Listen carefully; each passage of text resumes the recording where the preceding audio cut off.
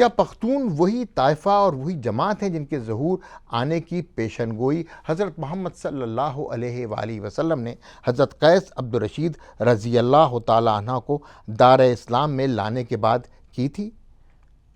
ہم ساتھ ساتھ پختون صوفیہ اور فاتحین کے ایک ایسے کمبینیشن پر بھی نظر ڈالیں گے جس کی وجہ سے ہندوستان کی تاریخ پر نہایت گہرے اثرات پڑے، یا یوں کہیے کہ ہم بر صغیر پاک و ہند کی آج جو تاریخ پڑھتے ہیں اس کی وجہ ہی پٹھان ہیں۔